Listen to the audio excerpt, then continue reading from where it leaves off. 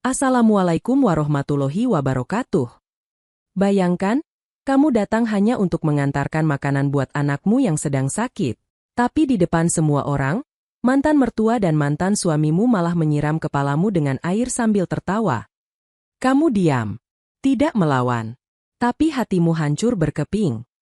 Sampai akhirnya 1 tahun kemudian, mereka berlutut di hadapanmu tanpa tahu bahwa suami barumu adalah orang terkaya di kota ini.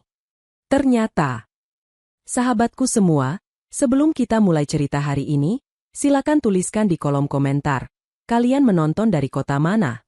Semoga setiap yang menekan tombol subscribe di channel ini, Allah mudahkan langkahnya, lapangkan rezekinya, sehatkan tubuhnya, dan kabulkan segala hajat dunia akhirat. Amin ya rabbal alamin. Sekarang mari kita mulai ceritanya. Pagi itu langit tampak murung, seperti menahan tangis yang belum jatuh. Di pinggir jalan kota kecil itu, seorang perempuan muda melangkah dengan langkah pelan namun pasti. Tangannya menggenggam kantong plastik berisi obat dan sebungkus nasi uduk yang masih hangat. Aroma daun pisangnya menembus udara lembab setelah hujan. Namanya Laras. Perempuan sederhana yang kini hidup sendiri setelah bercerai dari Rama, pria yang dulu ia kira akan menjadi rumahnya selamanya. Namun nyatanya, rumah itu runtuh bukan karena badai, melainkan karena ego seorang mertua yang tak pernah bisa menerima kenyataan bahwa menantunya dulu hanyalah karyawan toko roti. Laras berhenti di depan sebuah pagar tinggi berwarna putih. Rumah besar itu dulu adalah tempatnya menyiapkan sarapan setiap pagi, menyapu halaman, dan menyambut suaminya pulang dengan senyum. Kini, ia hanya berdiri di luar gerbang, seperti orang asing yang tak pernah dikenali. Tangannya gemetar saat menekan bel. Sekilas, ia melihat bayangan kecil di jendela atas, Alfi, anaknya yang baru berumur 7 tahun. Wajah mungil itu masih sama, tapi tubuhnya tampak lebih kurus dari terakhir kali Laras melihatnya. Air matanya hampir jatuh, tapi ia buru-buru menghapusnya dengan ujung kerudung. Aku cuma mau lihat dia sebentar, gumamnya pelan, mencoba menenangkan degup jantungnya sendiri. Tak lama, pintu pagar terbuka. Seorang perempuan parubaya muncul, mengenakan kebaya coklat tua dan kerudung krem yang dililit rapi. Tatapannya tajam, bukan tajam karena ingin tahu, tapi tajam karena jijik. Itu Bu Mirna, mantan mertuanya. Kau ngapain datang ke sini, Ras? Suaranya datar tapi menusuk. Bu, saya cuma mau lihat Alfi. Katanya dia sakit. Saya bawa makanan dan obat dari klinik tempat saya kerja.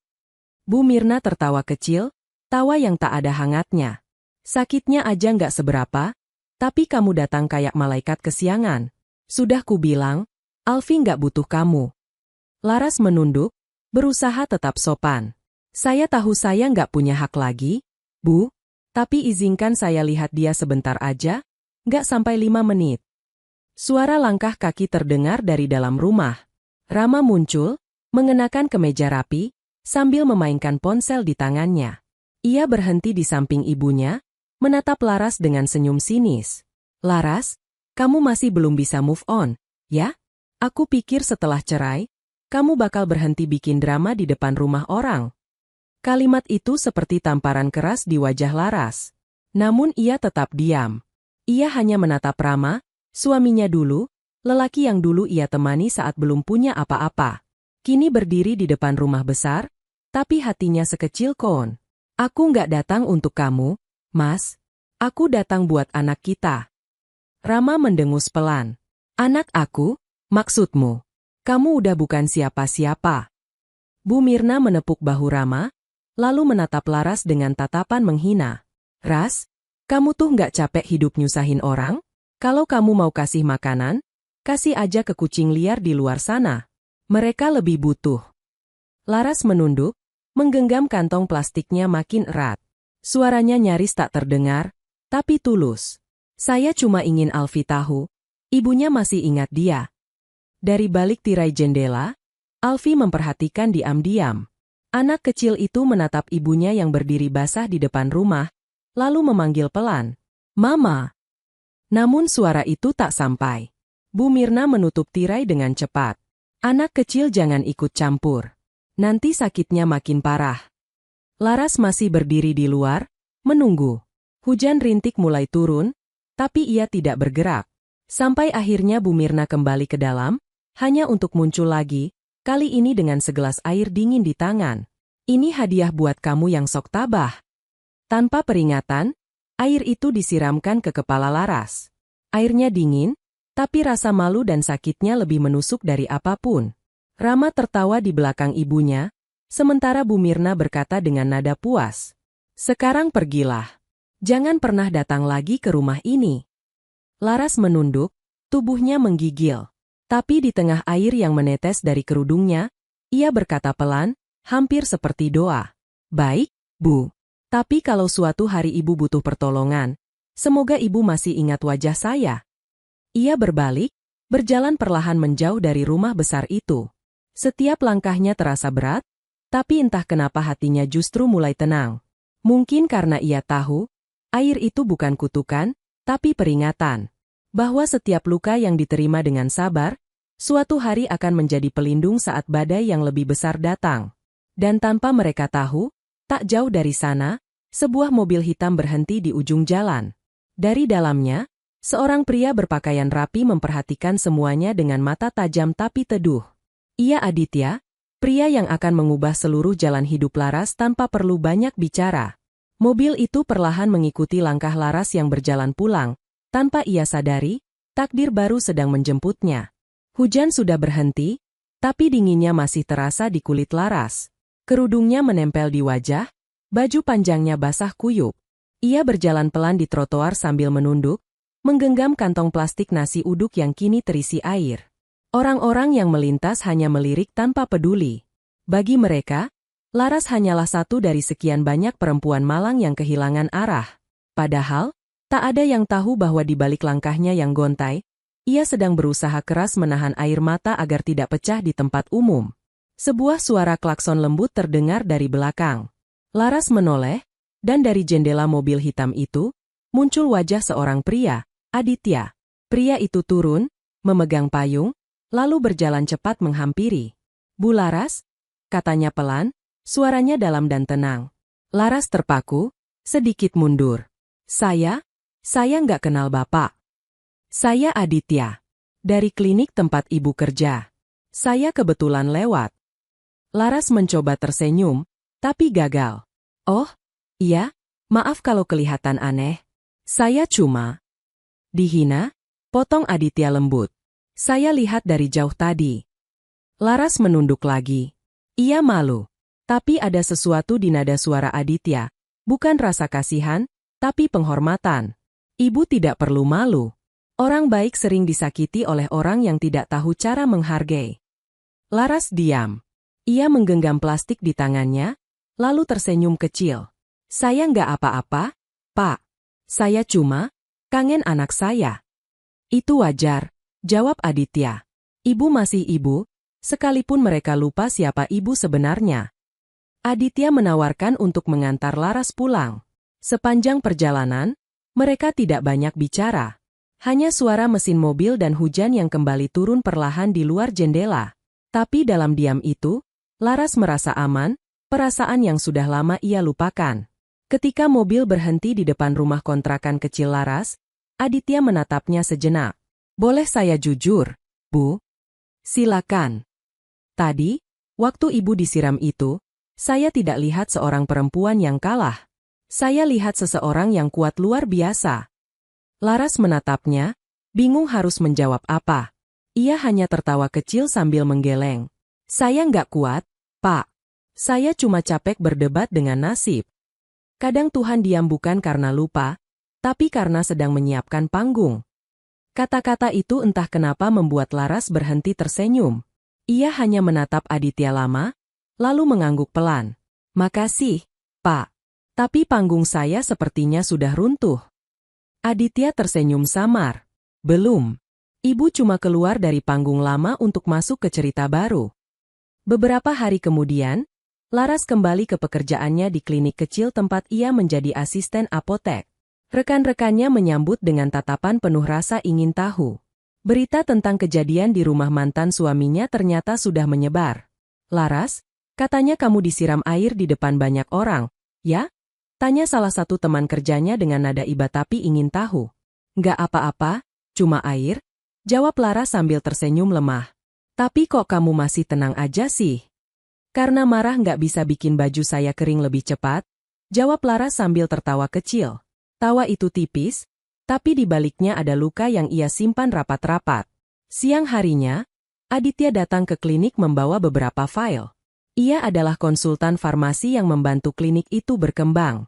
Saat melihat Laras, ia hanya berkata singkat, "Saya bawa resep untuk pasien. Tapi, boleh saya titip pesan juga?" "Pesan apa, Pak?" "Kalau nanti dunia masih menertawakan Ibu, biarkan. Kadang dunia butuh waktu untuk mengerti cerita orang sabar." Laras menunduk. Matanya basah, tapi bukan karena sedih, karena hatinya yang selama ini retak. Untuk pertama kalinya terasa disembuhkan oleh kata-kata sederhana. Malamnya, Laras duduk di depan rumah kontrakannya yang sempit, menulis sesuatu di buku lusuh yang selalu ia simpan. Tulisan itu sederhana. "Hari ini aku masih diingat oleh orang yang membenciku, tapi juga mulai diperhatikan oleh orang yang melihatku tanpa menilai. Tuhan, kalau aku masih harus jatuh, semoga jatuhnya ke tangan yang benar." Ia menatap langit malam. Hujan telah berhenti sepenuhnya. Dan di antara awan yang perlahan terbuka, satu bintang tampak paling terang.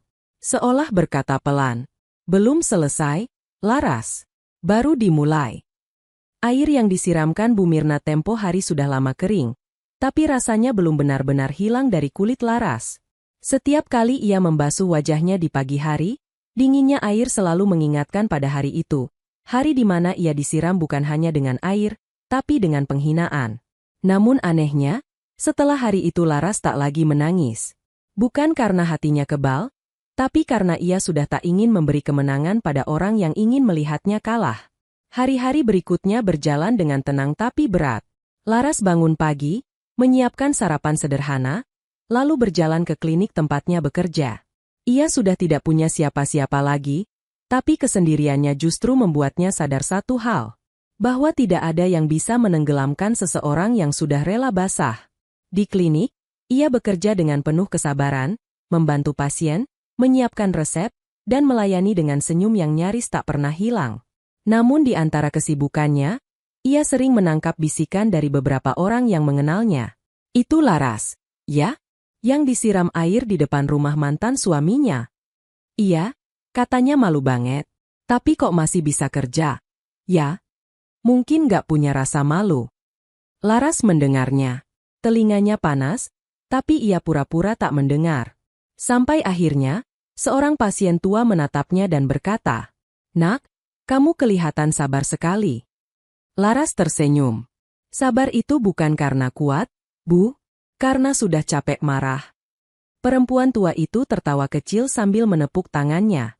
"Kalau sabar kamu jual, dunia ini bisa seimbang, Nak."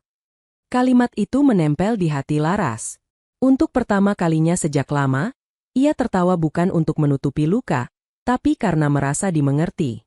Suatu sore, Laras berjalan pulang melewati taman kecil di dekat perempatan. Ia duduk di bangku kayu sambil memandangi anak-anak kecil yang bermain. Di antara tawa mereka, ia membayangkan Alfi berlari ke arahnya sambil memanggil, "Mama." Tapi bayangan itu hanya bertahan beberapa detik sebelum menguap bersama angin sore. "Kamu nggak salah, Nak," gumamnya pelan. "Yang salah cuma orang dewasa yang lupa caranya mencintai tanpa gengsi." Air matanya jatuh, hanya satu tetes. Lalu Laras mengusapnya cepat, menegakkan kepala. "Cukup. Aku nggak mau nangis lagi untuk orang yang nggak akan peduli." Ia berdiri, melangkah lagi, meninggalkan taman itu dengan hati yang sedikit lebih kuat dari kemarin. Di tempat lain, di ruang makan rumah besar itu, Bu Mirna sedang minum teh bersama Rama. Namun ketenangan mereka tidak sepenuhnya utuh. Sejak hari penyiraman itu, banyak tetangga mulai berbisik, "Kasihan, Bu. Masa menantu disiram begitu? Kalaupun sudah cerai, ya nggak perlu dipermalukan begitu, kan?" Kabar itu menyebar cepat. Rama mulai gelisah karena reputasinya di kantor ikut terdampak. Sementara Bu Mirna masih mencoba menepis semuanya. Biarin. Orang itu pantas dipermalukan. Tapi malam-malamnya tak lagi tenang. Wajah Laras yang diam, tatapan mata yang tak membalas kebencian, terus menghantuinya. Ia tak tahu kenapa, tapi sejak hari itu, tidurnya tak pernah nyenyak lagi. Kadang, saat ia menutup mata, suara lembut Laras menggema di kepalanya. Kalau suatu hari ibu butuh pertolongan, semoga ibu masih ingat wajah saya. Bu Mirna terbangun dengan keringat dingin, lalu berbisik pelan di tengah kegelapan. Kenapa aku nggak bisa lupa wajahnya? Sementara itu, di rumah kontrakan kecilnya, Laras mulai menulis kebiasaan baru, mencatat setiap hal kecil yang membuatnya kuat. Di salah satu halamannya, ia menulis, "Hari ini aku diingat bukan karena kebaikan, tapi karena penghinaan. Tapi tak apa. Kadang Tuhan memperkenalkan kita lewat luka, bukan pujian. Aku disiram air dingin, tapi mungkin itulah caranya Tuhan memadamkan amarahku." Ia menutup buku itu dengan tenang, lalu menatap cermin di depannya. Wajahnya masih sama, tapi matanya berbeda, lebih tajam, lebih hidup, lebih tahu arah. Malam itu, ia berdiri di depan cermin sambil berkata pelan pada dirinya sendiri. Aku nggak akan jadi korban lagi. Aku akan jadi saksi, biar mereka tahu, yang disiram hari itu bukan air, tapi api kecil yang kelak menyala terang. Dan seolah semesta mendengar, keesokan harinya sebuah surat datang dari klinik tempatnya bekerja. Surat yang sederhana, tapi akan menjadi langkah awal perubahan besar. Selamat, Anda terpilih untuk mengikuti pelatihan manajemen farmasi di Jakarta. Laras memegang surat itu lama, matanya berkaca-kaca. Jakarta, gumamnya. Senyum kecil muncul di bibirnya. Mungkin di sana, Tuhan mau kasih panggung yang baru. Ia melipat surat itu dengan hati-hati, lalu menyimpannya di buku catatannya. Di samping tulisan terakhirnya, ia menulis satu kalimat pendek. Hari ini aku mulai lagi, bukan untuk mereka, tapi untuk aku yang dulu pernah disiram dan tetap berdiri. Kereta malam yang membawa Laras ke Jakarta bergetar lembut di setiap tikungan. Ia duduk di dekat jendela, menatap gelap yang berlari di luar sana. Di tangannya, ia menggenggam sebuah buku catatan lusuh dan surat pelatihan dari klinik. Sementara di dalam dadanya, ada rasa gugup yang bercampur dengan harapan, rasa yang sudah lama tak ia rasakan. Jakarta, gumamnya. Entah menakutkan atau justru penyembuh. Ia memejamkan mata, dan dalam keheningan malam itu, bayangan wajah Bu Mirna dan Rama sempat muncul. Bukan dengan amarah, tapi dengan rasa lega. Untuk pertama kalinya, Laras tidak merasa ingin membuktikan apapun kepada mereka. Ia hanya ingin memulai hidup yang baru, untuk dirinya sendiri dan untuk anaknya, Alfi. Keesokan paginya, kereta tiba di stasiun Gambir. Kota itu ramai, panas, dan penuh suara. Namun di antara hiruk-pikuk, Laras melangkah dengan tenang. Ia membawa satu koper, satu buku catatan, dan keyakinan bahwa Tuhan tak akan membiarkannya tersesat. Pelatihan berlangsung di sebuah lembaga farmasi besar di Jakarta Selatan. Hari-hari pertama begitu berat, banyak teori, tugas, dan orang-orang yang terlihat jauh lebih pintar darinya. Namun Laras punya sesuatu yang mereka tidak punya. Hati yang sudah terbakar, tapi tidak hangus. Suatu sore, instruktur pelatihan memperkenalkan seorang pembicara tamu, Aditya Rahardian, seorang pengusaha muda di bidang farmasi yang sukses membangun jaringan apotek di seluruh Indonesia. Laras menatap pria itu dan membeku sejenak. Wajah itu tak asing. Ya, pria yang pernah menawarinya payung di hari paling memalukan hidupnya. Aditya berbicara di depan ruangan dengan suara tenang tapi tegas. Bisnis farmasi bukan sekadar soal obat. Ini tentang menyembuhkan. Tapi penyembuhan paling penting justru dimulai dari hati yang pernah terluka. Kata-kata itu membuat Laras menunduk, menahan napas. Ia merasa kalimat itu bukan sekadar teori, seolah Aditya sedang berbicara langsung padanya. Setelah sesi selesai, Aditya menghampirinya. Kita ketemu lagi? Katanya sambil tersenyum. Iya, Pak, dunia kecil, ya? Atau mungkin Tuhan sengaja bikin kecil, biar kita nggak bisa lari dari rencananya. Laras tertawa pelan. Untuk pertama kalinya, tawanya tulus tanpa rasa takut dinilai. Beberapa bulan berlalu, pelatihan selesai, tapi Aditya terus berkomunikasi dengan Laras. Ia sering memberi saran, memuji kerja kerasnya, bahkan menawarinya kesempatan untuk ikut proyek baru, pengembangan cabang apotek di daerah. Saya butuh orang jujur, bukan orang sempurna, kata Aditya suatu malam melalui telepon. Tapi saya cuma orang kecil, Pak, jawab Laras.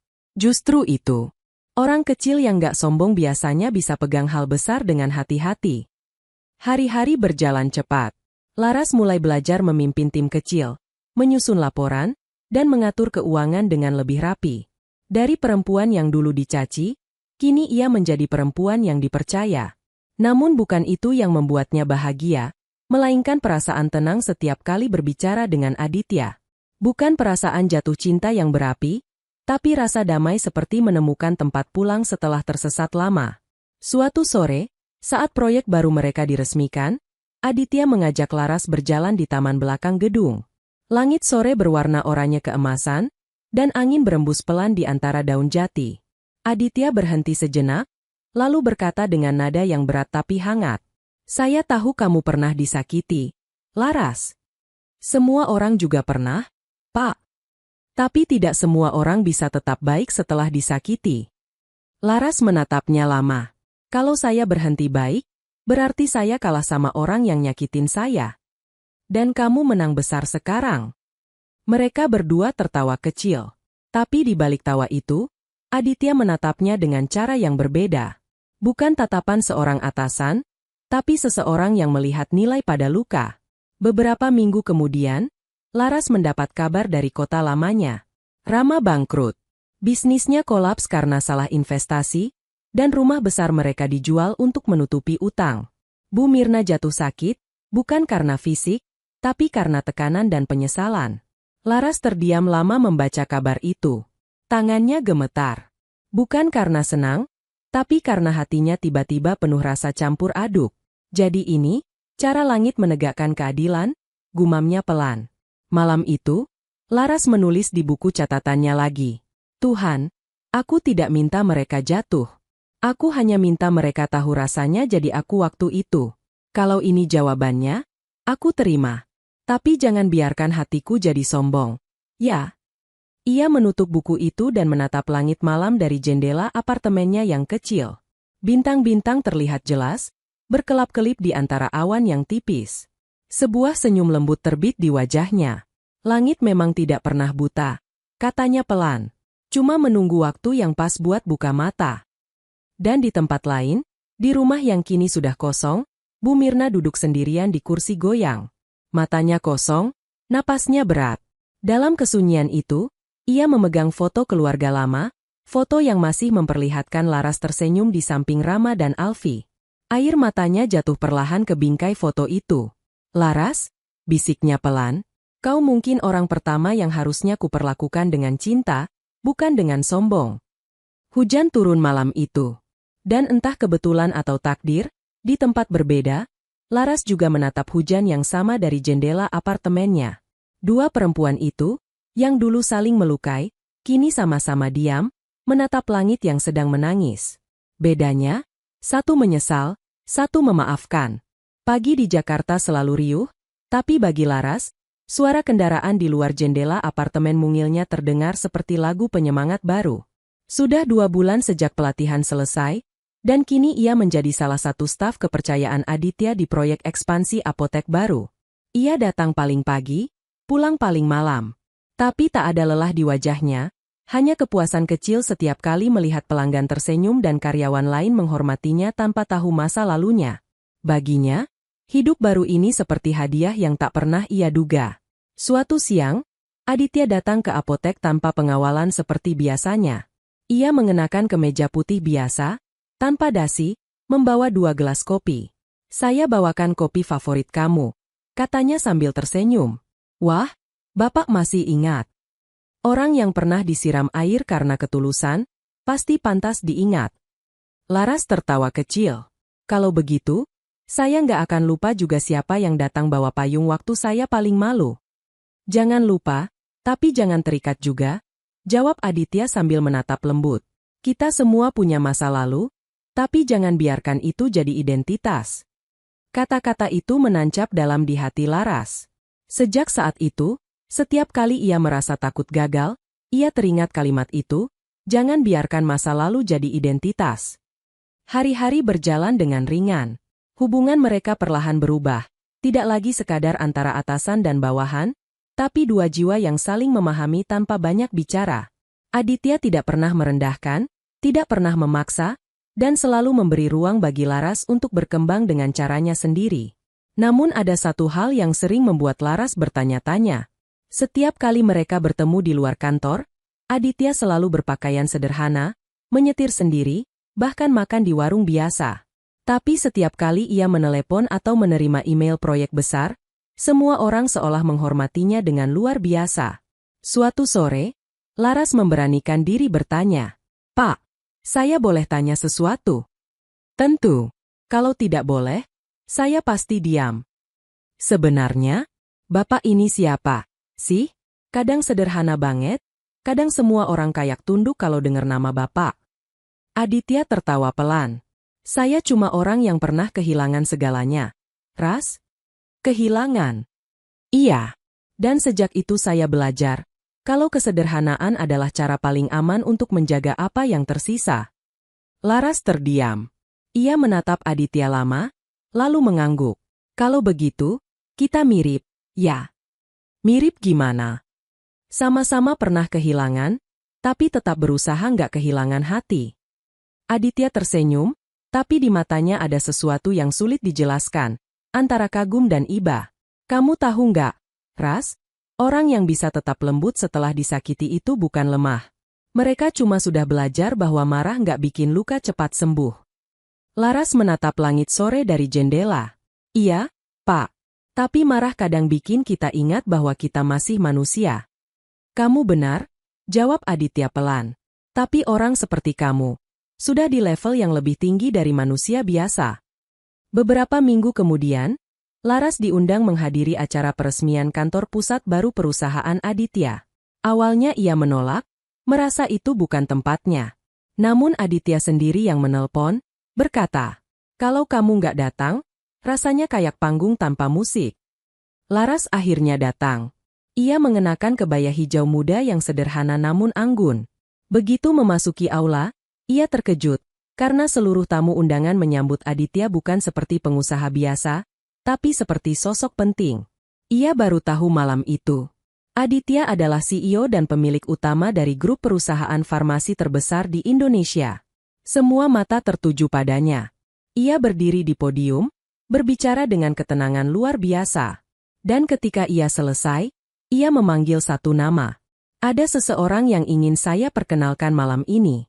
Dia bukan pejabat, bukan orang kaya. Tapi dia mengingatkan saya bagaimana rasanya bangkit dari kehinaan dengan tetap membawa kasih." Semua mata mencari-cari sosok yang dimaksud. Aditya menatap langsung ke arah Laras.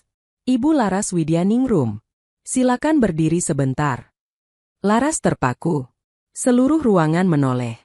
Ia berdiri perlahan, wajahnya memanas, tangannya gemetar. Aditya melanjutkan, "Perempuan ini adalah alasan saya percaya bahwa kebaikan gak perlu panggung untuk terlihat.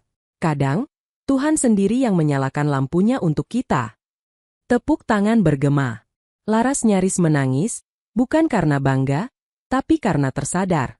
Untuk pertama kalinya, ada seseorang yang menghargainya bukan karena status, tapi karena caranya bertahan. Setelah acara selesai, Laras menghampiri Aditya di luar ruangan. "Pak, kenapa Bapak ngomong seperti itu di depan orang banyak?" "Karena kamu lupa satu hal," jawab Aditya lembut. "Apa itu?" "Dunia perlu tahu kalau diam pun bisa jadi kekuatan, bukan kelemahan." Laras tersenyum, menatapnya lama. "Bapak tahu nggak, saya nggak pernah merasa segini dihargai dalam hidup saya." "Kamu pantas, Ras. Tapi, saya takut, Pak." "Takut apa?" "Takut bahagia. Karena dulu setiap kali saya bahagia, selalu ada yang menghancurkannya." Aditya terdiam sebentar, lalu berkata, "Kalau bahagiamu kali ini sampai hancur lagi, biar saya yang bangun ulang." Kata-kata itu begitu pelan, tapi menusuk lembut ke hati Laras. Ia tidak menjawab, hanya menatap Aditya, dan di dalam diam itu, sesuatu yang lama hilang mulai tumbuh lagi, kepercayaan. Malam itu, Laras menulis di buku catatannya. Ternyata, orang baik bukan selalu yang tersenyum. Kadang dia datang dengan luka yang sama seperti kita. Dan kalau dua luka saling memahami, mereka bisa jadi obat yang Tuhan turunkan lewat cara yang paling tenang. Ia menutup buku itu dengan senyum kecil. Untuk pertama kalinya sejak lama, ia merasa ringan. Bukan karena hidupnya sempurna, tapi karena ia sudah berhenti melawan masa lalu, dan mulai berjalan ke masa depan dengan hati yang baru. Pagi itu, matahari Jakarta belum sepenuhnya naik, tapi Laras sudah bersiap di depan gedung utama kantor. Ia mengenakan kemeja krem polos dan rok panjang warna abu. Senyum kecil menghiasi wajahnya, bukan karena semuanya mudah, tapi karena ia tahu, hari ini adalah langkah pertama dari sesuatu yang besar. Aditya muncul beberapa menit kemudian, membawa map tebal dan secangkir kopi untuknya. Kopi tanpa gula, kan? Katanya sambil menyerahkan. Iya, Pak. Kok tahu? Saya hafal hal-hal kecil yang bikin orang tenang. Laras hanya tersenyum, menatap jalanan yang mulai ramai. Hari ini mereka akan berangkat ke kota kecil di Jawa Tengah, tempat akan dibangunnya cabang baru Apotek Sehat Nusantara, proyek yang Aditya percayakan sepenuhnya pada Laras untuk memimpin. Perjalanan dengan mobil itu terasa lama tapi hangat. Aditya bercerita banyak tentang kehidupannya dulu. Bagaimana ia kehilangan orang tuanya di usia muda, dan bagaimana ia belajar bahwa kesuksesan tanpa kasih hanya membuat kita kesepian di puncak. Saya nggak mau lagi jadi orang yang tinggi tapi kosong, katanya. Makanya saya bikin perusahaan yang niatnya bukan cari uang, tapi nolong orang sehat. Laras menatapnya dengan mata berkaca-kaca. Bapak mungkin nggak sadar, tapi kata-kata Bapak kadang lebih nyembuhin daripada obat. Kalau begitu, kamu obat yang nyembuhin kata-kata saya, jawabnya dengan senyum samar. Perjalanan berlanjut dalam diam yang hangat. Laras menatap sawah dan langit biru di luar jendela. Angin lembut menerpa wajahnya, dan entah kenapa, hatinya seperti diberitahu sesuatu oleh langit. Jangan takut bahagia, karena kali ini, tidak ada yang datang untuk menghancurkan. Sesampainya di kota kecil itu, proyek dimulai. Laras bekerja siang malam, memimpin tim dengan telaten, memastikan setiap detail berjalan sempurna. Ia bukan sekadar karyawan, tapi pemimpin yang disegani karena kelembutannya.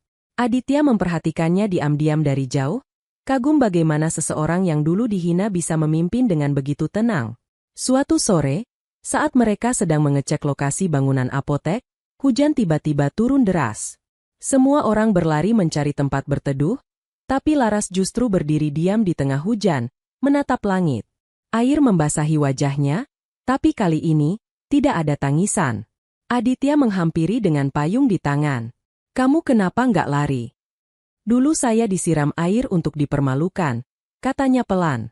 Sekarang saya disiram hujan, tapi rasanya seperti dibersihkan.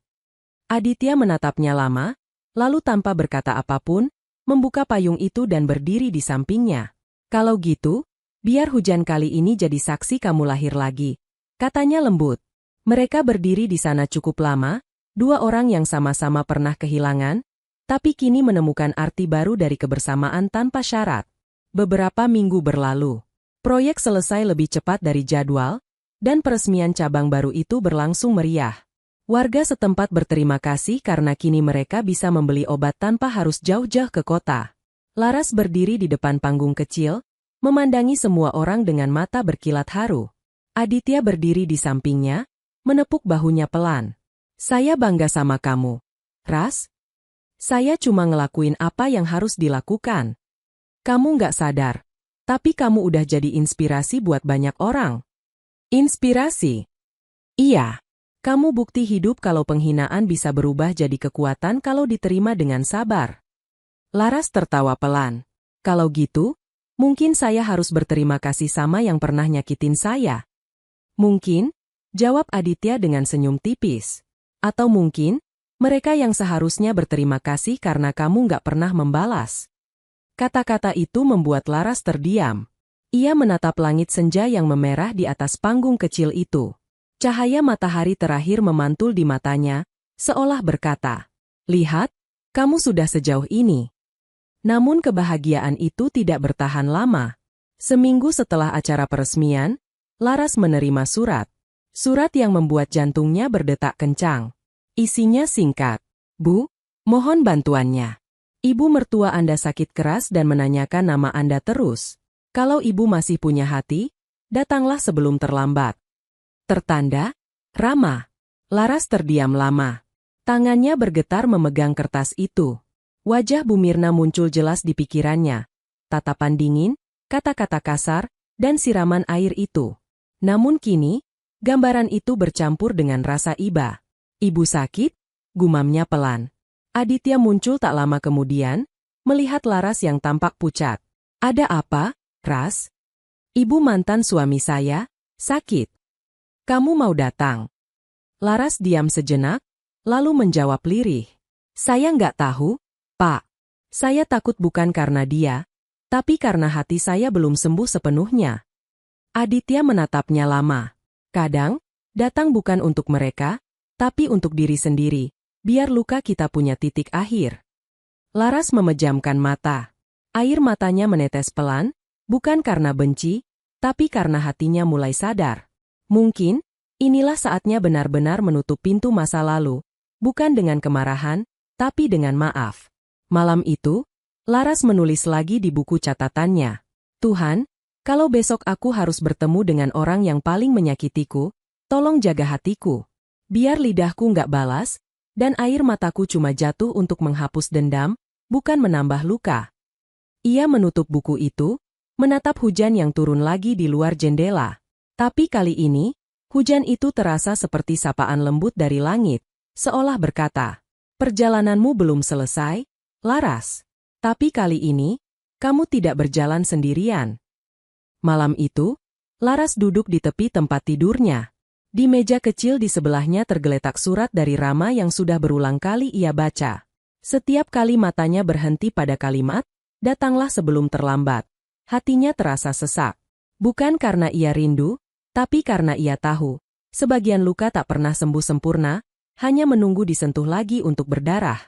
Hujan turun di luar jendela. Suara tetesannya seperti bisikan masa lalu yang datang tanpa permisi. Dan di antara gemericik itu, Laras menatap cermin, mencoba berbicara dengan dirinya sendiri. Kamu nggak datang untuk balas dendam, katanya pelan. Kamu datang untuk menenangkan dirimu sendiri. Ia menarik napas dalam-dalam, lalu berdoa. Tuhan, kalau ini caramu menuntun aku, tolong jangan biarkan aku goyah. Keesokan harinya, Laras berangkat dengan mobil kecil milik kantor. Perjalanan ke kota lamanya memakan waktu hampir 6 jam. Setiap kilometer terasa seperti melintasi kenangan. Jalan yang dulu ia lewati sambil menggandeng tangan Alfi, taman tempat mereka bermain, hingga pertigaan kecil tempat Rama dulu menjemputnya saat pertama kali mereka bertemu. Namun kali ini, semua itu tak lagi menyakitkan. Yang tertinggal hanyalah rasa tenang yang aneh. Semacam penerimaan bahwa hidup memang tak bisa diulang, hanya bisa disembuhkan.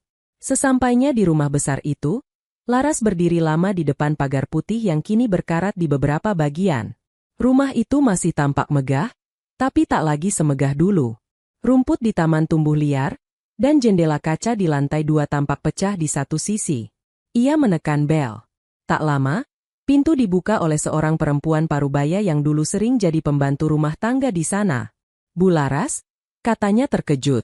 Iya, Mbak Reni. Saya mau lihat Bu Mirna. Aduh, Bu, Ibu sakit parah. Sudah seminggu di kamar saja.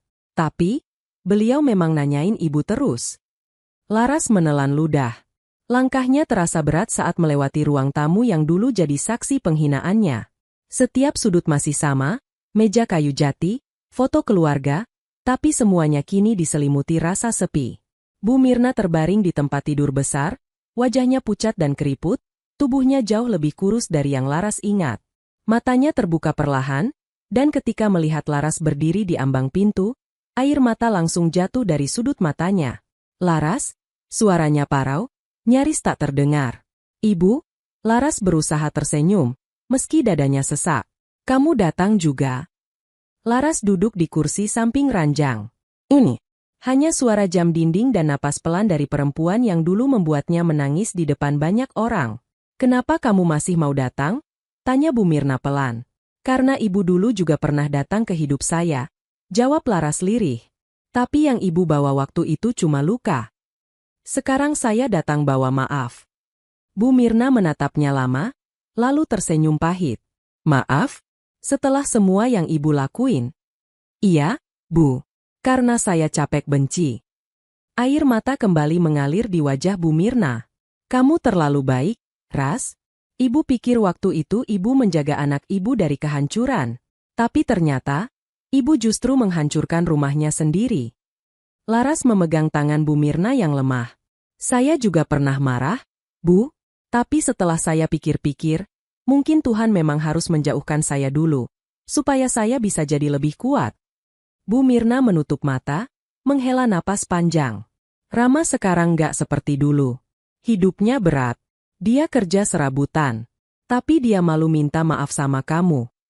Saya gak butuh permintaan maaf, Bu. Jawab Laras lembut. Saya cuma butuh tahu kalau ibu udah gak benci saya lagi. Bu Mirna tersenyum lemah. Benci? Nak, ibu bahkan iri sama kamu. Karena setelah semua yang ibu lakukan, kamu masih bisa datang dan menggenggam tangan ibu. Laras menunduk, air matanya jatuh di punggung tangan Bu Mirna. Saya datang bukan buat ngungkit masa lalu, Bu. Saya cuma pengen ibu tenang. Beberapa menit berlalu dalam diam. Bu Mirna menatap langit-langit kamar, lalu berkata pelan. Kamu tahu, Ras, malam sebelum kamu datang, ibu mimpi kamu nyuapin ibu makan. Tapi di mimpi itu, kamu gak marah sama sekali. Ibu pikir itu cuma mimpi biasa. Tapi ternyata, Tuhan ngasih kesempatan ibu buat lihat kamu lagi.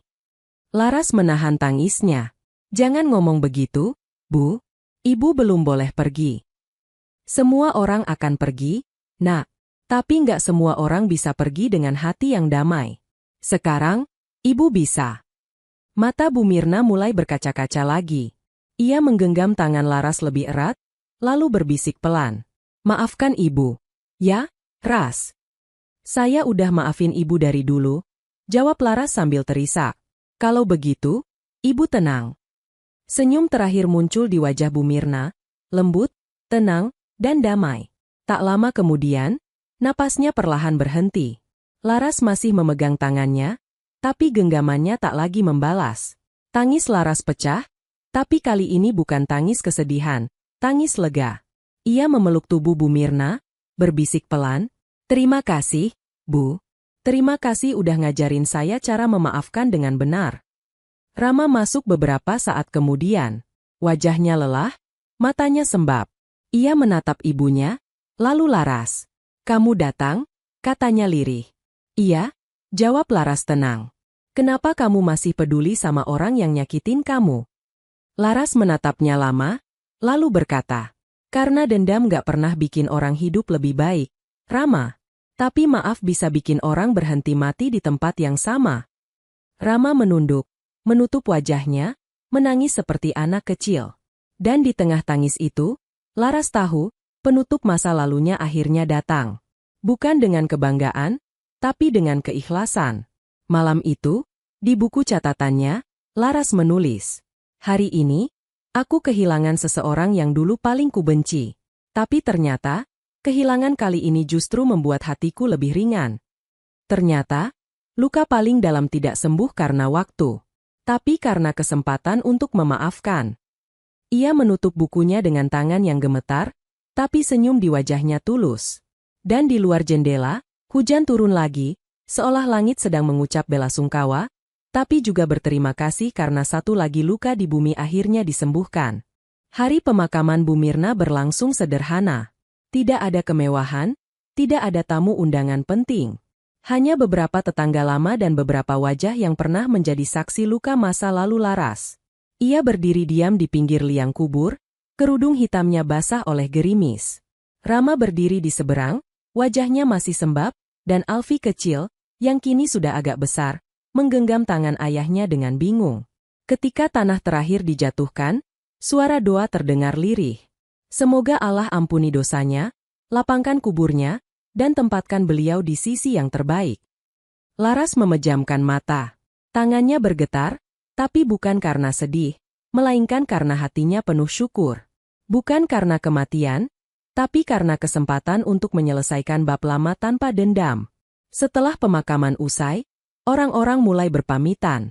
Hanya tinggal Laras, Rama dan Alfi di sana. Anak kecil itu menatap Laras, matanya jernih seperti dulu. "Mama?"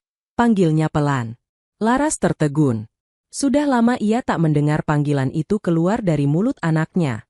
Ia berjongkok, menatap Alfi di mata. "Kamu masih ingat Mama?" "Iya. Nenek sering bilang Mama orang baik, tapi dulu nenek nggak ngerti cara bilang sayang." Laras menahan tangisnya. Nenek benar. Tapi sekarang nenek udah ngerti. Hanya saja, udah waktunya nenek istirahat. Alfi mengangguk, lalu memeluk ibunya erat.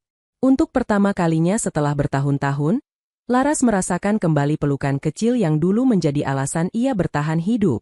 Rama berdiri beberapa langkah di belakang, menatap pemandangan itu dengan air mata jatuh perlahan. Ia melangkah mendekat. "Laras," katanya lirih. "Terima kasih sudah datang." "Saya datang bukan buat siapa-siapa, Rama. Saya datang buat hati saya sendiri." "Saya tahu. Tapi saya tetap ingin bilang maaf." Laras menatapnya lama. Rama tampak tua, wajahnya kelelahan, matanya kehilangan sinar yang dulu penuh sombong. "Kamu nggak perlu minta maaf ke saya," kata Laras pelan. "Kamu cukup jadi ayah yang baik buat Alfi. Itu sudah lebih dari cukup." Rama menunduk, menahan tangisnya lagi. "Saya nggak tahu apakah saya pantas dapat ampunan kamu." "Ampunan itu bukan buat orang yang pantas," jawab Laras tenang. "Tapi buat orang yang mau berubah." Rama terdiam lama, lalu menatapnya dengan pandangan yang tak lagi angkuh. "Kamu jauh lebih kuat dari yang saya bayangkan, Laras." "Saya bukan kuat," jawabnya dengan senyum tipis. "Saya cuma udah selesai sama rasa sakit saya." Beberapa jam kemudian, Laras meninggalkan rumah itu. Langit mendung, dan hujan turun lagi, kali ini lebih deras, tapi juga lebih lembut. Ia berjalan perlahan ke arah mobil yang sudah menunggunya. Aditya berdiri di samping pintu, payung terbuka di tangannya. "Kamu baik-baik aja?" tanyanya pelan. Aneh. Rasanya ringan, tapi juga nyesek. "Itu namanya penyembuhan." Laras tertawa kecil, meski air matanya jatuh lagi. "Penyembuhan yang butuh 7 tahun. Ya, kadang, butuh 7 tahun buat siap menghadapi 5 menit yang menentukan." Mereka berdua diam. Suara hujan menutupi keheningan yang anehnya terasa hangat. Laras menatap langit, lalu berkata lirih. "Hujan lagi. Dulu aku benci hujan, karena selalu datang bareng air mata. Sekarang aku suka. Karena hujan bikin aku sadar, semua yang basah akhirnya juga bisa kering." Aditya tersenyum, menatapnya dengan mata lembut. "Kamu tahu, Ras, kadang Tuhan sengaja kirim hujan bukan buat nyusahin, tapi buat nguji, siapa yang masih mau tetap berdiri di bawahnya. Dan Bapak termasuk yang masih berdiri. Ya, kalau hujannya kamu, saya nggak akan lari." Laras menatapnya, tak tahu harus tersenyum atau menangis. Payung itu sekarang menutupi mereka berdua. Air menetes dari ujungnya, jatuh di antara kaki mereka. Hujan makin deras, tapi mereka tak bergerak. "Terima kasih udah nemenin saya sampai sejauh ini, Pak," ucap Laras lirih. "Kalau kamu kira perjalananmu udah selesai, kamu salah," jawab Aditya lembut. "Kenapa?" "Karena perjalanan orang baik nggak pernah selesai. Cuma berganti tujuan." Laras menatap wajah Aditya, matanya basah tapi tenang. "Kalau begitu, saya nggak keberatan jalan bareng orang yang punya tujuan yang sama." "Tujuan apa?" "Menyembuhkan." Aditya tersenyum kecil, lalu menjulurkan tangan. "Kalau gitu, janji, ya. Di bawah hujan ini, kita jalan bukan buat melupakan, tapi buat hidup dengan hati yang baru." Laras menatap tangannya lama, lalu menggenggamnya perlahan. Payung itu miring sedikit, dan beberapa tetes hujan jatuh mengenai tangan mereka berdua. Tapi tak ada yang peduli. Karena di bawah hujan itu, dua orang yang sama-sama pernah hancur akhirnya menemukan arti sederhana dari bahagia. Bukan karena mereka sempurna, tapi karena mereka saling memahami luka satu sama lain. Malamnya, di kamar hotel kecil tempat mereka menginap sebelum kembali ke Jakarta, Laras membuka buku catatannya lagi. Di halaman terakhir yang masih kosong, ia menulis, "Hari ini aku memegang tangan seseorang bukan untuk bersandar, tapi untuk berjalan berdampingan.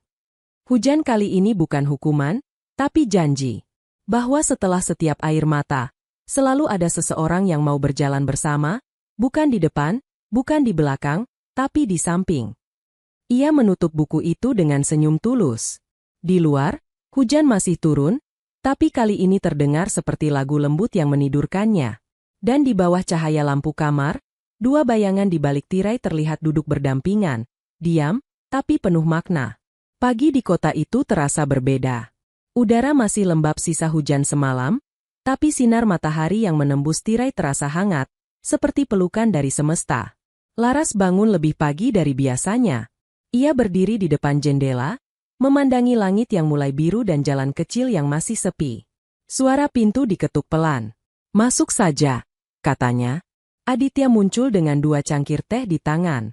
"Selamat pagi. Teh tanpa gula, sesuai pesanan," ujarnya sambil tersenyum. "Wah, Bapak hafal banget kebiasaan orang." "Hanya kebiasaan orang yang saya perhatikan." Laras tertawa kecil. "Bahaya, kalau Bapak hafal semua kebiasaan saya." "Kenapa?" "Nanti saya takutnya nggak bisa sembunyi kalau lagi sedih." Aditya menatapnya lama, lalu berkata pelan, "Kalau kamu sedih, nggak perlu sembunyi. Cukup diam di samping saya. Kadang diam juga bentuk keberanian." Kata-kata itu membuat Laras terdiam. Ia menatap teh di tangannya, lalu menatap Aditya. Ada sesuatu dalam tatapan pria itu, bukan tatapan yang menuntut, tapi tatapan yang memberi ruang.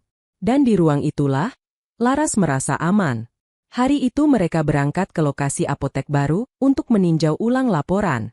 Sepanjang perjalanan, Aditya banyak bercerita tentang rencana perluasan bisnis, sementara Laras memberi masukan dengan tenang dan logis. Mereka tertawa di sela-sela pembicaraan. Bagi orang luar, mereka mungkin terlihat seperti rekan kerja biasa. Tapi bagi mereka berdua, setiap percakapan kecil terasa seperti benang halus yang mulai merajut makna lebih dalam. Di jalan pulang, mereka melewati sawah luas yang mulai menghijau. Aditya tiba-tiba menghentikan mobil di tepi jalan. "Kamu pernah berhenti cuma buat lihat sawah?" tanyanya. "Dulu pernah, waktu hidup saya masih sederhana." "Dan sekarang?" "Sekarang juga sederhana. Bedanya, saya udah tahu cara bersyukur." Mereka berdiri di tepi jalan, memandangi hamparan hijau yang bergoyang lembut ditiup angin. Laras menutup mata, menghirup udara dalam-dalam. "Wangi tanah basah ini, rasanya seperti hidup baru," katanya pelan. "Itu karena kamu udah berani ninggalin hidup lama," jawab Aditya. Beberapa minggu kemudian, mereka kembali ke Jakarta. Kabar tentang keberhasilan proyek di daerah membuat nama Laras naik di perusahaan. Namun ia tetap sama. Tidak sombong, tidak banyak bicara, dan selalu rendah hati. Justru itu yang membuat banyak orang di kantor segan padanya. Aditya sering memperhatikannya diam-diam dari ruang kerjanya. Ia tahu Laras berbeda dari siapapun yang pernah ia temui. Bukan karena kecantikannya, tapi karena ketenangannya yang menular. Perempuan itu bisa menenangkan ruangan tanpa banyak kata. Suatu sore, saat semua karyawan sudah pulang, Aditya menghampiri meja Laras. "Masih kerja? Sedikit lagi selesai, Pak. Kamu nggak takut sendirian?" "Dulu iya. Tapi sekarang saya tahu, kesepian itu bukan karena nggak ada orang. Tapi karena kita belum berdamai sama diri sendiri." "Dan kamu udah berdamai?" Pelan-pelan. Aditya menatapnya, lalu berkata pelan, "Kalau suatu hari kamu capek berdamai sendirian, izinkan saya jadi orang yang ikut diam di samping kamu." Laras menatapnya lama, senyum tipis muncul di wajahnya. "Saya pikir Bapak cuma pinter ngomong soal bisnis." "Kalimat itu saya dapat dari kamu. Tahu? Dari saya. Dari cara kamu diam tapi tetap kuat." Mereka berdua tertawa kecil. Tapi di balik tawa itu, ada sesuatu yang mulai tumbuh. Sesuatu yang tak perlu diucapkan, tapi mulai bisa dirasakan. Perlahan, seperti benih yang menunggu musim yang tepat untuk mekar. Beberapa hari kemudian, Laras dan Aditya diundang menghadiri seminar kesehatan nasional di Bandung. Acara itu besar, banyak media datang, dan semua peserta perusahaan besar hadir. Namun di balik megahnya acara itu, ada satu momen kecil yang tidak direncanakan. Saat sesi penghargaan, panitia menyebut nama Aditya Rahardian sebagai tokoh inspiratif dalam dunia farmasi. Namun Aditya menolak naik panggung sendirian. Saya tidak akan berdiri di atas panggung kalau orang yang membuat saya percaya pada kemanusiaan tidak ikut naik. Semua orang terdiam. Ia menatap Laras. Bu Laras Widyaningrum, bolehkah ibu mendampingi saya? Tepuk tangan menggema. Laras berdiri perlahan, jantungnya berdegup cepat. Ia berjalan ke arah Aditya, dan di bawah cahaya lampu panggung, mereka berdiri berdampingan. Saya hanya ingin bilang, kata Aditya dalam pidatonya, bahwa di dunia ini, masih ada orang yang bisa jatuh berkali-kali tanpa kehilangan kelembutan. Dan perempuan itu ada di samping saya. Laras menunduk, menahan air mata. Satu ruangan berdiri memberi tepuk tangan panjang. Namun yang paling berharga bagi Laras bukan tepuk tangan itu, melainkan kenyataan bahwa seseorang melihatnya bukan sebagai kisah kasihan, tapi sebagai bukti kekuatan. Malamnya, mereka duduk di balkon hotel, memandangi kota Bandung yang penuh lampu. Laras menatap langit, lalu berbisik. Dulu saya pikir hidup cuma soal bertahan. Tapi ternyata, hidup juga soal berjalan bersama orang yang tahu arah. Dan kamu pikir kamu udah ketemu orang itu? Tanya Aditya dengan nada lembut. Laras menatapnya, lalu tersenyum kecil. Kalau saya salah, semoga Tuhan kasih saya waktu buat belajar dari kesalahan yang indah ini. Aditya tersenyum. Ia menatap Laras lama, lalu menjawab, saya nggak tahu apa yang akan terjadi nanti. Tapi saya janji satu hal, saya nggak akan jadi orang yang bikin kamu nangis lagi. Laras terdiam, matanya berkaca-kaca. Janji itu bukan buat saya, Pak, katanya pelan. Tapi buat perempuan yang dulu disiram air, biar dia tahu, akhirnya Tuhan balas air itu dengan kasih. Hujan kembali turun malam itu. Tapi kali ini, tidak ada rasa dingin. Yang ada hanya dua hati yang mulai hangat, dan langit yang tampak seolah tersenyum, melihat dua jiwa yang akhirnya berjalan di jalan yang sama. Pagi itu, udara Bandung terasa dingin tapi segar. Laras duduk di balkon hotel, mengenakan sweater hangat, sambil menatap embun yang menempel di pagar besi. Semalam masih terasa seperti mimpi, tepuk tangan panjang, ucapan selamat, dan pidato Aditya yang memujinya di depan banyak orang. Tapi di balik kebahagiaan itu, ada rasa aneh yang berputar di dadanya. Campuran antara rasa syukur dan tanda tanya. Ia tak tahu kenapa, tapi sejak semalam Aditya terlihat sedikit berbeda. Senyumnya tetap lembut, tapi matanya seperti menyimpan sesuatu. Ada beban yang belum diucapkan, dan pagi ini Laras bisa merasakannya. Pintu kamar diketuk pelan. Aditya muncul, membawa sarapan di nampan. Sarapan buat pejuang pagi, katanya sambil tersenyum. Wah, Bapak kayaknya nggak pernah lupa bikin orang nyaman. Ya, kadang, bikin orang nyaman lebih penting daripada bikin orang kagum. Mereka makan sambil bercakap ringan, tapi Laras merasa ada sesuatu yang berbeda di nada suaranya. Aditya tampak berusaha menjaga pembicaraan tetap ringan, namun setiap kali Laras menatap matanya, pria itu seperti menahan sesuatu. Akhirnya, Laras meletakkan sendoknya dan menatapnya lekat-lekat. Pak, ada yang Bapak sembunyikan dari saya? Ya. Aditya terdiam. Ia menatap Laras beberapa detik, lalu menarik napas panjang. Kamu selalu bisa baca yang nggak saya katakan. Karena saya pernah hidup di sekitar orang yang terlalu sering berbohong. Ini hanya suara jam dinding dan hembusan angin yang lewat dari jendela terbuka. Ras, katanya perlahan, ada satu hal yang harus kamu tahu. Sesuatu yang saya simpan sejak sebelum kita bertemu. Sebelum kita bertemu? Laras mengerutkan dahi. Maksudnya? Saya tahu tentang kamu, jauh sebelum hari hujan itu. Laras menatapnya bingung. Saya nggak paham, Pak. Dari mana Bapak tahu saya? Aditya menunduk sejenak, lalu mengeluarkan sesuatu dari saku jasnya, sebuah foto lama. Laras menatap foto itu. Itu foto dirinya, sedang berdiri di depan rumah besar milik Bu Mirna, beberapa tahun lalu. Wajahnya tertunduk, air hujan jatuh di kepala, dan di latar belakang tampak mobil hitam berhenti tak jauh dari situ. Laras ternganga. Itu, hari waktu saya disiram air. Iya, jawab Aditya pelan. Dan orang di mobil itu adalah saya. Jantung Laras berdegup kencang. Dunia di sekitarnya seperti berhenti. Bapak, lihat semuanya? Iya, saya lihat semuanya, Ras. Dari awal sampai akhir. Dan waktu itu saya janji dalam hati, saya nggak akan biarkan perempuan sekuat itu hilang tanpa penghargaan. Laras menatapnya tak percaya. Jadi selama ini, Bapak tahu semuanya? Tahu. Tapi bukan karena kasihan. Karena saya melihat sesuatu di mata kamu waktu itu, kekuatan yang bahkan orang-orang di rumah itu nggak bisa lihat. Air mata Laras jatuh. Ia menatap Aditya, suaranya bergetar. Kenapa Bapak nggak bilang dari awal? Karena saya takut kamu salah paham. Saya takut kamu pikir saya datang buat menebus masa lalu kamu. Padahal saya datang karena saya butuh belajar dari kamu. Ini. Laras menutup mulutnya dengan tangan, berusaha menahan tangis.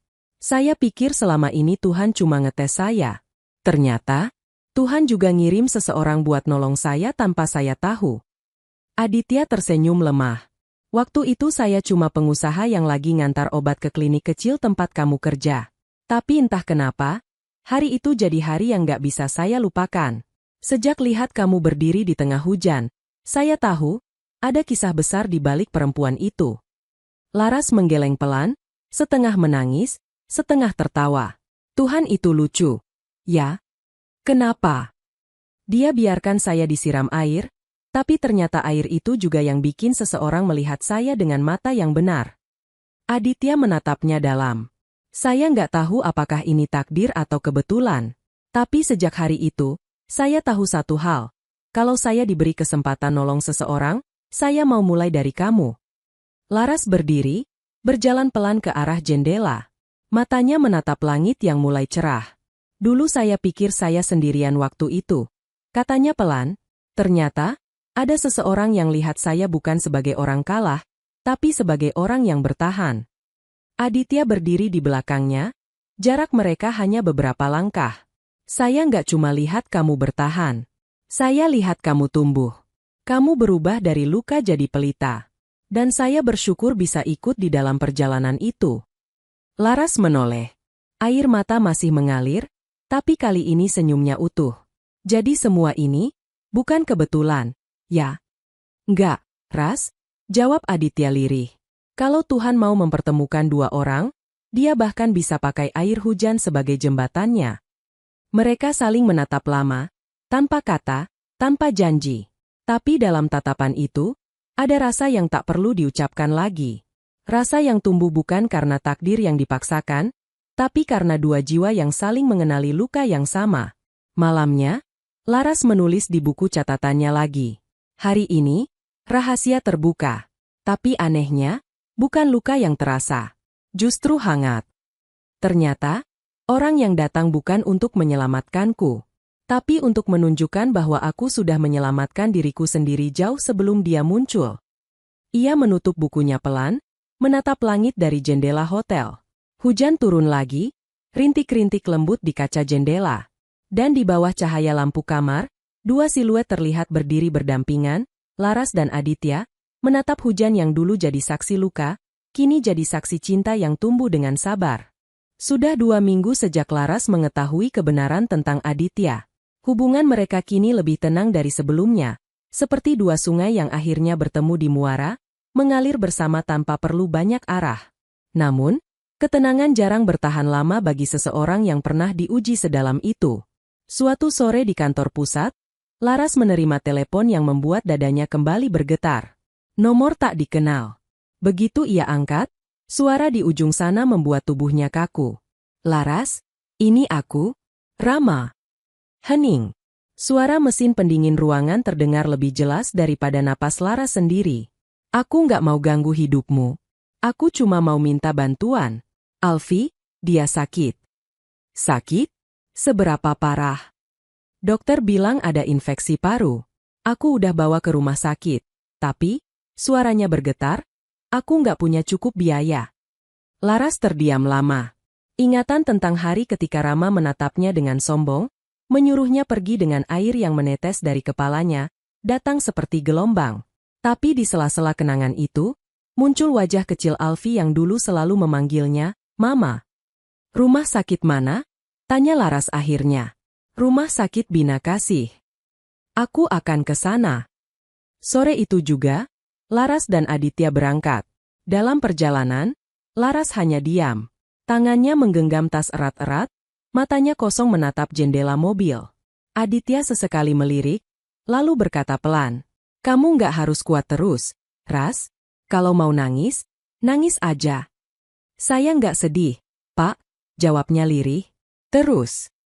Saya cuma takut, kalau saya datang lagi, saya jadi orang yang sama seperti dulu. Aditya menatapnya lama, lalu berkata, kamu nggak akan pernah jadi yang dulu. Dulu kamu datang dengan luka. Sekarang kamu datang dengan kekuatan. Kata-kata itu menenangkan. Namun hati Laras tetap berdebar, bukan karena takut pada Rama, tapi karena ia tahu, tidak ada ujian yang lebih berat dari memaafkan untuk kedua kalinya. Di rumah sakit, Rama duduk di depan ruang Icu. Matanya sembab, wajahnya kusam, janggut tipis menutupi dagunya. Saat melihat Laras datang, pria itu langsung berdiri, seperti seseorang yang baru saja melihat cahaya setelah lama terperangkap dalam gelap. Laras. Di mana Alfi? Di dalam. Sejak 2 hari lalu. Dia terus manggil nama kamu waktu demam. Laras menatap kaca ruangan Icu. Di baliknya, tubuh kecil Alfi terbaring dengan selang oksigen di hidung dan kabel monitor di dadanya. Air mata yang sejak tadi ditahan akhirnya jatuh juga. Kenapa kamu nggak hubungi aku dari awal? Aku malu. Aku pikir kamu nggak akan peduli lagi. Laras menatapnya lama, lalu berkata pelan. Aku memang sudah nggak jadi istrimu, Rama, tapi aku tetap ibu dari anakmu. Rama menunduk. Aku nggak pantas dengar kata, ibu, keluar dari mulut kamu setelah apa yang aku lakuin dulu. Justru karena kamu nggak pantas, aku harus tetap bilang. Supaya kamu ingat, Tuhan nggak pernah pilih-pilih siapa yang dikasih kesempatan kedua. Beberapa menit kemudian, dokter keluar dan menjelaskan bahwa Alfi butuh perawatan lanjutan. Biaya cukup besar, tapi Laras tanpa pikir panjang langsung menandatangani formulir penanggung biaya. Rama memandangnya, matanya membulat. Kamu serius, Ras? Ini banyak. Loh? Aku serius. Uang bisa dicari. Tapi waktu buat nyelamatin anak kita nggak bisa diulang. Rama menunduk, menitikkan air mata. Kamu masih sama seperti dulu. Selalu mikirin orang lain. Dulu saya mikirin kamu. Sekarang saya mikirin anak kita. Dari jauh, Aditya memperhatikan mereka dengan tatapan tenang. Ia tidak ikut campur, hanya berdiri seperti penjaga diam yang memastikan hati Laras tetap aman dari badai yang mungkin datang lagi. Beberapa hari berlalu. Alfi mulai membaik, warna di wajahnya kembali, dan tawanya pelan-pelan muncul lagi. Setiap kali Laras datang, anak itu menggenggam tangannya erat, seolah takut ibunya akan pergi lagi. Mama jangan pergi lagi, ya? Laras tersenyum lembut, mengusap rambutnya. Mama janji, nak, tapi kamu juga janji. Ya, jadi anak yang kuat, kayak mama. Iya, Ma. Rama berdiri di pintu, mendengar percakapan itu. Air matanya kembali jatuh, tapi kali ini bukan karena menyesal, melainkan karena kagum. Kepada perempuan yang dulu ia anggap lemah, tapi kini berdiri di depan matanya seperti cahaya yang tak bisa padam. Saat Laras keluar dari ruangan, Rama menahannya. Laras, aku nggak bisa ngulang waktu, tapi aku mau minta satu hal. Apa itu? Jangan benci aku lagi. Aku mau hidup tanpa dihantui rasa bersalah ke kamu. Laras menatapnya. Aku udah nggak benci kamu sejak lama. Rama? Serius? Iya, karena kalau aku masih benci, aku nggak akan bisa tenang kayak sekarang. Rama mengusap wajahnya, menangis lagi. Kamu luar biasa, Laras. Enggak. Aku cuma belajar satu hal, balas dendam yang paling indah itu bukan bikin orang menderita, tapi menunjukkan bahwa kita bisa bahagia tanpa mereka terluka. Aditya yang berdiri di dekat jendela tersenyum mendengar kalimat itu. Ia tahu, Laras sudah benar-benar sembuh, bukan karena waktu, tapi karena hatinya sudah memutuskan untuk berhenti berdarah.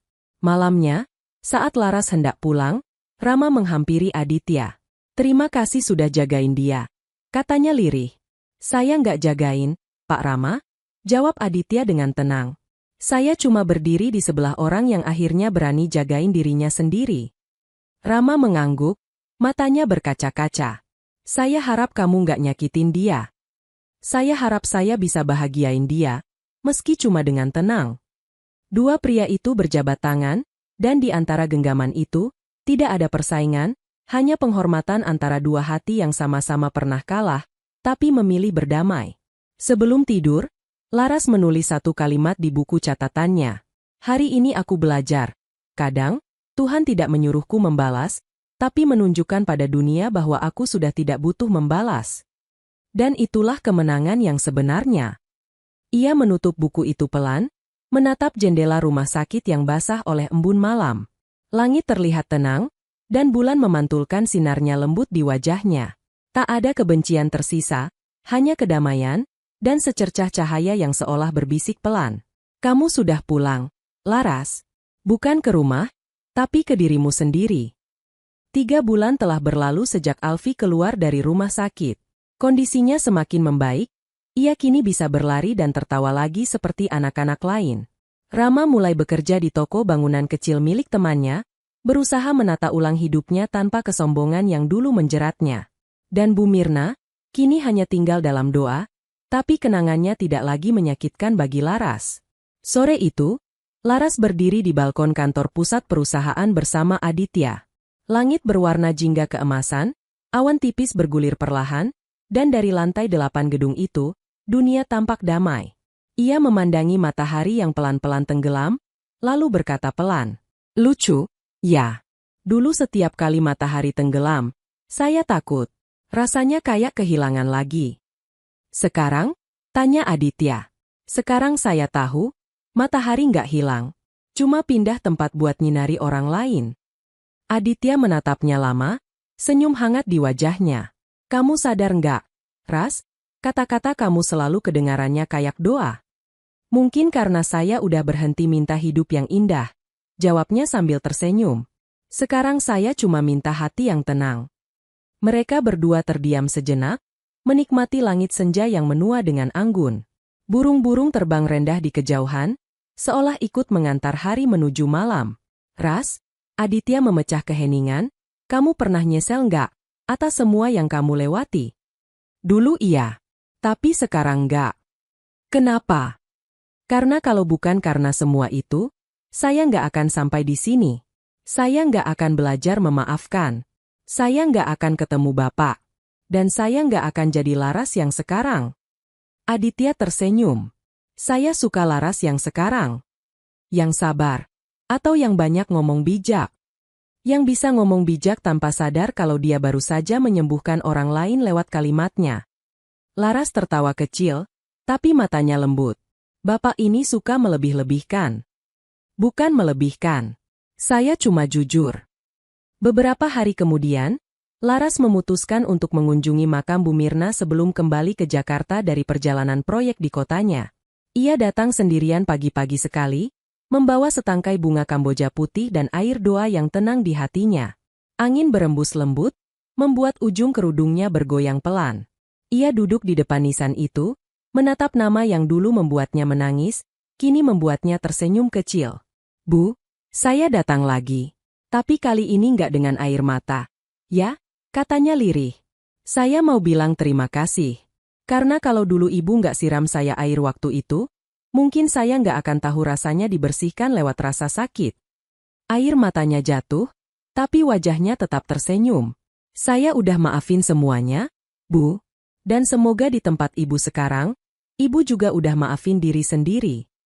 Ia menaburkan bunga perlahan, lalu berdoa dengan khusyuk. Hening. Hanya suara angin dan daun kering yang berbisik di sekitarnya. Namun entah kenapa, Laras merasa seperti ada belayan lembut di pundaknya, seolah semesta sendiri sedang berkata, "Sudah, Nak, kamu sudah menang." Sore harinya, Laras pulang ke Jakarta bersama Aditya. Mobil melaju pelan di bawah langit senja yang berwarna oranye muda. Mereka tak banyak bicara, tapi suasananya penuh keintiman tanpa suara. Di tengah perjalanan, Laras bersandar di jendela dan berkata pelan, Saya pernah mikir, Tuhan itu kejam. Dan sekarang? Tanya Aditya sambil tetap fokus pada jalan. Sekarang saya sadar, Tuhan cuma sedang menulis cerita panjang yang akhirnya bahagia. Saya aja yang dulu nyerah di bab-bab awal. Aditya tersenyum kecil. Kalau gitu, boleh saya minta satu hal? Apa? Jangan berhenti di tengah cerita lagi. Karena saya mau terus jadi bagian dari halaman berikutnya. Laras menatapnya.